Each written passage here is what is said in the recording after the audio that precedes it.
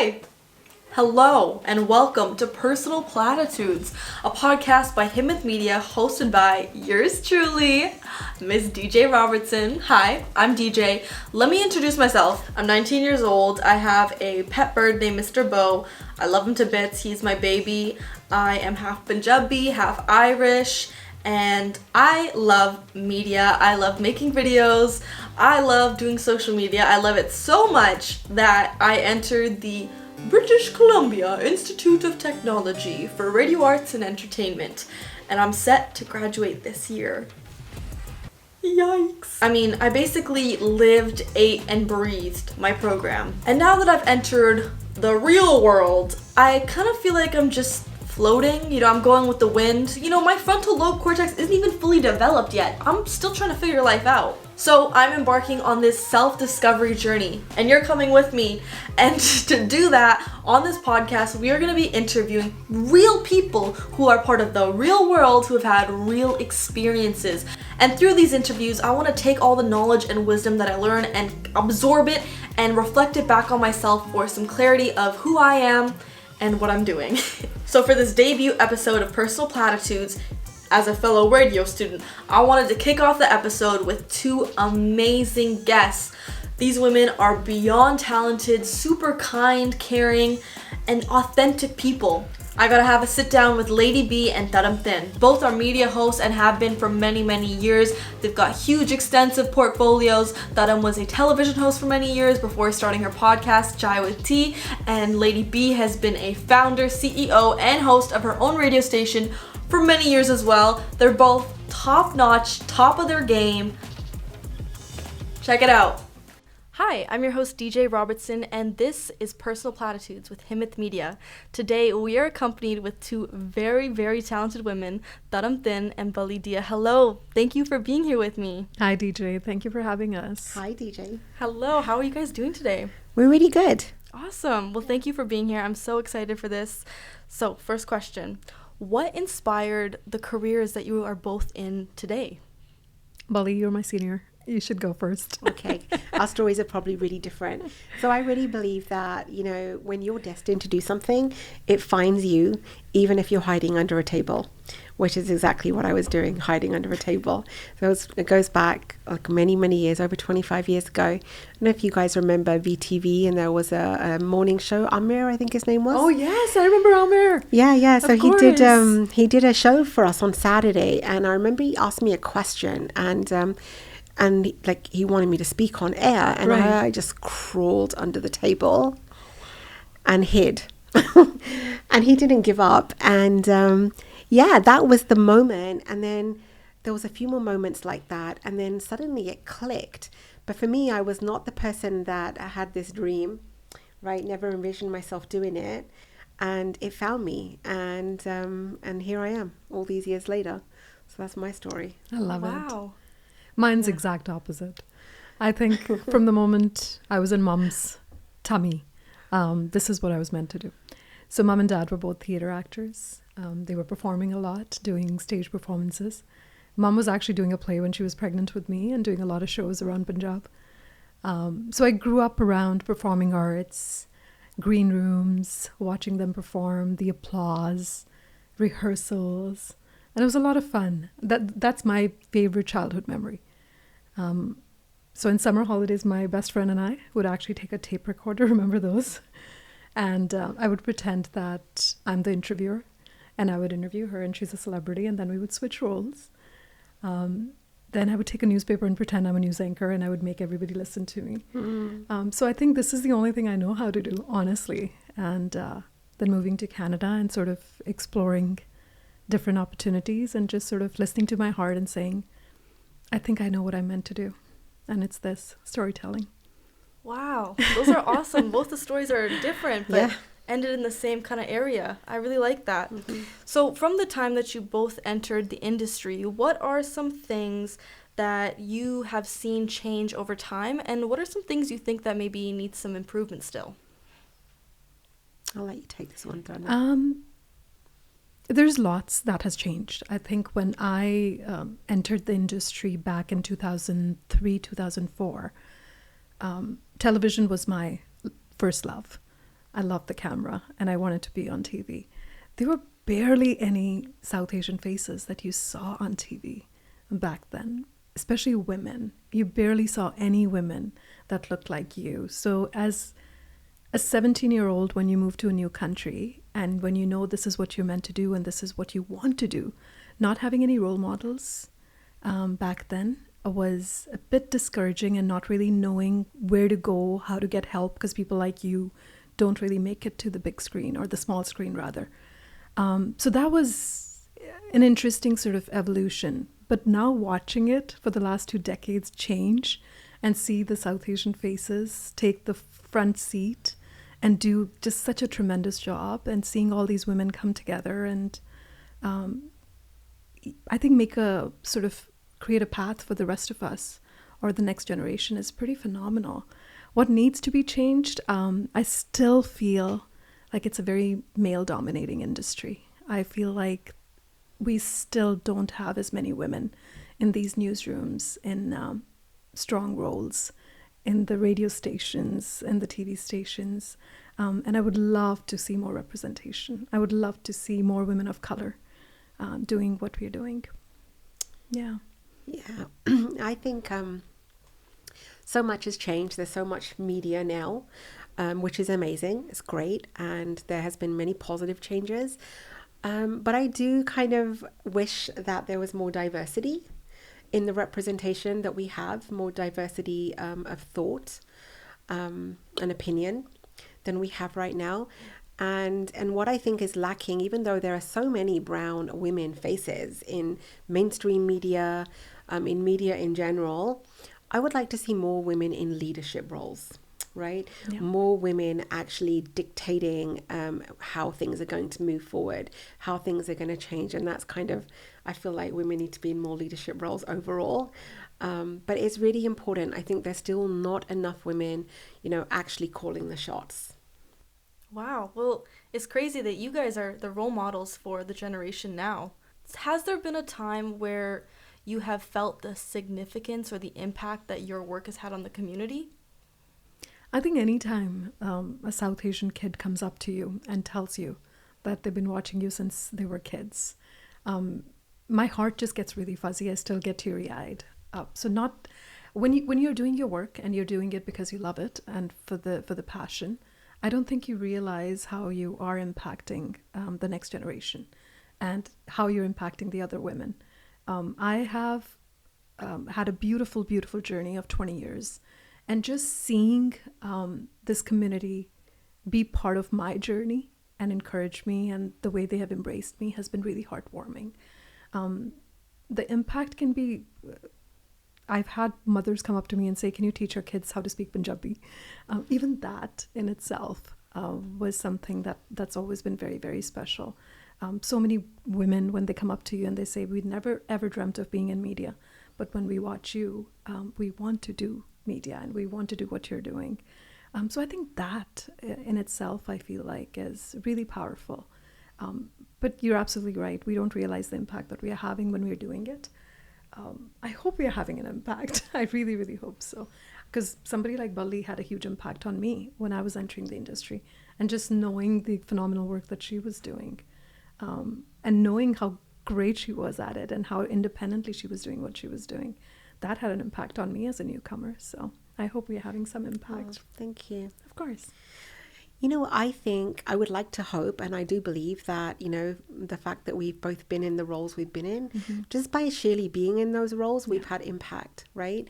And you don't always see it. And I think that there are some moments, one that's probably going to make me cry if I talk about it, and it's pretty deep, so I think I'll leave it. But, sometimes you don't know when you speak from your heart, the impact that, you might have on one person. And one person is enough. Right? I really believe that. So there's a few moments like that where maybe a father told me that he was going to go home and say sorry to his daughter. Oh. And that I've always treasured that moment. And it came from me speaking very honestly about something I was really upset about that day. And I was like, I got through to this man. and you did. he understood, and that was really meaningful. And then I think that what I appreciate the most, and it doesn't always happen, right, but sometimes from the least expected places, a woman will come and tell you, Yeah. right, like, I've been listening to you for this long. Yeah. You know, you don't even know how many people you inspire, and you know, you've given me so much strength that if you can do it, I can do it. And that's really beautiful, especially when it's like, I remember someone very specific that I knew, and she told me after years of knowing me that you helped me find my voice, and I was really touched by that. Yeah. That's really powerful. It's quite incredible because you really feel like, as women, I think we all go through imposter syndrome. And to actually hear those things when people articulate how they're feeling, it does something to you. It really does. It keeps us going. There were so many moments where I wanted to give up, but I think those are the moments when people come up to you and share those thoughts or message you randomly and tell you the kind of impact you've had. It keeps you going. It really does. It must be such a surreal feeling to have that. What is a piece of advice you'd give to someone who is looking to go into the media industry, such as yourselves? You know, I always tell anybody who's planning on entering the industry, or anything for that matter, who is looking for different career choices, is to be authentic and to be yourself. There was a time when everybody in the media on the news anchor seats looked exactly the same. And everybody was, and you couldn't tell them apart because everybody was trying to be somebody else. So the moment, and the only people that have lasted are the ones who were so authentic, who were so true to themselves, and who were not trying to be somebody else. So your superpower, honestly, is the fact that you are you. So I think finding who you are and your style is very, very important. I've taken inspiration from many people along the way, and that's important because you learn. I've been mentored by a lot of people along the way. But having said that, I think realizing who you truly are and not losing that is very important. So yeah, be authentic. Number one advice. Absolutely. Yeah, I would say that definitely. Be authentic, be original. You know, being you is your superpower. Nobody else can be you, right? And I think a lot of people forget that. You know, it's okay to be inspired by someone, right? Yeah. But when you start to imitate someone, when you start to just emulate them, and, you know, there's that, you're giving that message to yourself that you, as you, are not enough, and that you need to be this other person to be successful. And I think that it always comes across. So that, number one. And then I think the other thing, right, and it's like, I don't even know if this is advice that I would have given myself back then. I just was doing. But if you trust your gut, and if you feel that you have something, if you know that this is your path, right, keep going. Right? And there's going to be a lot of naysayers. There's going to be a lot of people that telling you, oh no, it's not for you. You need to get a real job, you know? And you really got to trust yourself. You have to trust, if you have that fire and you believe that you are on the right path, just don't stop. Keep going. That's really good advice. Thank you. Yeah. Well, the name of our podcast is called Personal Platitudes. And so platitudes is something often like defined as like a common catchphrase or something that's cliche, but I kind of want to redefine it as more of a statement that maybe you say to yourself, or something that helps you keep driving forward. So I'd like to ask, what would be your personal platitudes? Oh my gosh. Well, you're probably more prepared than I am. You know what? I don't love platitudes, but saying that, there is one that I use often, and I use it in negative and positive situations, right? And it works really, really well. For me, it's like that quiet voice in my ear that helps me get through. And it's, this too shall pass. And it's for everything, because when there's something good happening, I say this too shall pass. So enjoy it. Be here, fully receive it, right? And when something sad is going on or something hard is going on, it's just like, okay, this too shall pass. So it's that reminder to myself that everything is temporary, and so enjoy the good and just ride the waves of the hard, and you'll be okay. Oh, I love that. That's really nice. Very balanced. It is balanced. I just love that Maya Angelou quote. I always think of that. You know, people will forget what you said, and people will forget what you did, but they'll never forget how you made them Yeah. feel. So empathy and compassion for me has been number one in my career. How I bring the best out of the other person has been a big, big challenge for me throughout my career. And it still gives me sleepless nights if I have a podcast recording, because I'm like, okay, all right, what is it that I can do different? How can I bring the best out of this person? So empathy, coming from that place where you're not judging anyone, you're just coming from a place of compassion. I really hope that I leave every single person that I meet, and it's an intention as well, with a feeling of warmth and love and respect. Yeah. I love that. That's really nice. Yeah, that warm, fuzzy feeling. You're absolutely right. You know, people do forget what you said, Absolutely. but Yeah. they don't forget how you made them feel. You know, there's Absolutely. been so many times when people have said, oh, I met you 6 years ago, 7 years ago in Metrotown, or while I was shopping with mom. And my first question is always, was I nice to you? Oh, Please tell me. I hope I wasn't having a bad day and I did not, and that just, it's so important to me. yeah. That if somebody is coming up to you and sharing what they feel about you, that you give them the same warmth and respect. Yeah. Yeah. You know, it really goes back to that question you asked earlier about impact, right? So I have a friend today, I won't mention him, but he used to listen to me when he was back at school, right? And, you know, every once in a while he'll call, and one day he reminded me, he goes, you know, you're always going to be a real one. He goes, I'm going to be that kid in class that emailed you or messaged you and said, hey, and you shouted us out. And he goes, and we were like little kids going, she's like bigging us up and she's helping us and she's talking about our stuff, right? And I don't even remember. And he said, yeah, but he goes, but you don't know the impact it had on us or on me at the time. And I'm like, wow. Yeah. Being their cheerleader when Yeah. doing the first interview is always very exciting. It really is. I know Bali has done many of those when people are just starting out their careers, and you know, giving them that opportunity, believing in them, seeing something in them, and then when they are filling out stadiums, you're like, all right, come a long way. Yeah. That's amazing. Good for you. Yeah. That must be like so cool to watch It from is. the sidelines too, right? Yes. What is one thing or multiple things? What are some things you're proud of? What is something that you think about with pride? I think, if I may, for me, just coming a long way, envisioning something and making it happen, manifesting my entire career. I literally did. I envisioned what I wanted to do, how I wanted to do it, and it's been exactly that. That for me in itself is huge achievement, and I'm not done yet. I feel like a newcomer. After I think 20 years of working with different TV stations, radio stations, and representing them, launching my own podcast was a big moment for me last year. And now just seeing it flourish is a huge proud moment. So no matter what you go through and no matter what anyone tells you, getting back on your feet and doing what you love, yeah, it's power of storytelling. It's quite something. Yeah. Yeah.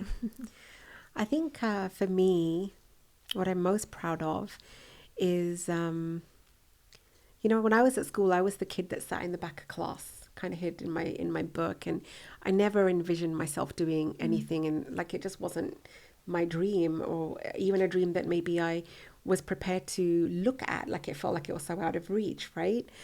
But then to come into this and to be working on my own, like I've never had a team, it's just me, like lone wolf, and having a lot of odds stacked against me. And what I'm most proud of is that for 25 years, I have been on radio, I've made money, and I have never said anything I don't want to say. So like that's really important to me, to not sell out, whatever that means to any individual. But for me, it means, you know, you can't buy my opinion, you can't buy my thoughts, right? Like you can't, I'm not going to do that. And I'm really proud that I've never done that. And that's probably me being really stubborn as well, like part of it. But I think that's the thing I'm most proud of. And that's a big deal for a South Asian woman, being a public figure and being able to say no to things that you don't want to say. That's incredible. Yeah. should be I don't proud know of that I that. always said no, right? Just quietly didn't do it. Yeah.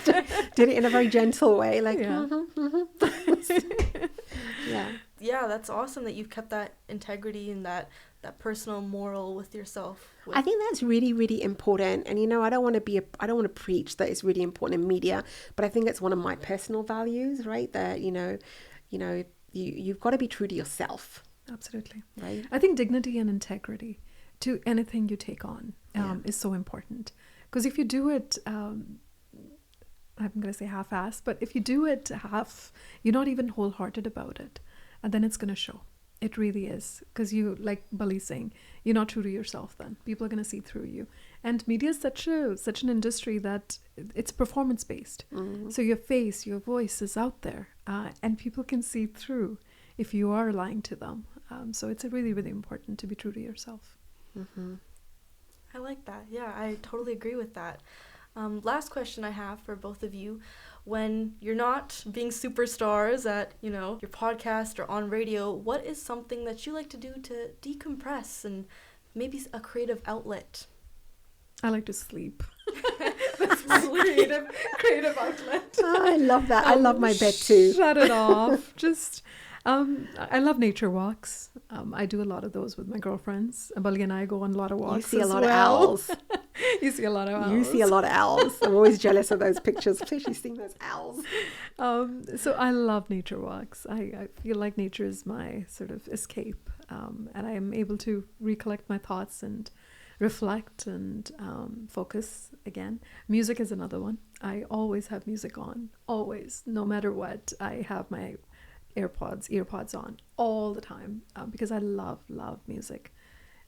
So mood, it depends on my mood. So there's a lot of Sufi music that I listen to. So that goes on pretty much early in the morning. And then throughout the day, as the mood changes and the energy changes, the music changes as well. Spending time with the kids. I've got 2 and, it's very demanding being a mom. So they're 16 and 13 and thankfully they enjoy our company so far. I don't know how long that's going to last. So spending time with them also helps me sort of shut off the outside noises and just be present. Yeah. That's awesome. I love my bedroom. I really love my bedroom. Yeah, it's like my favorite place to go hang out.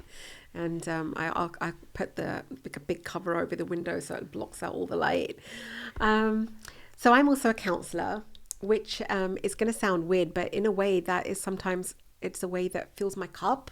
I work with young women and I really, really enjoy the one-to-one and seeing the difference with one person. So that fills my cup. And then aside from that, I'm very quirky. So I like to hum a lot. I'm a daydreamer. So I love poetry.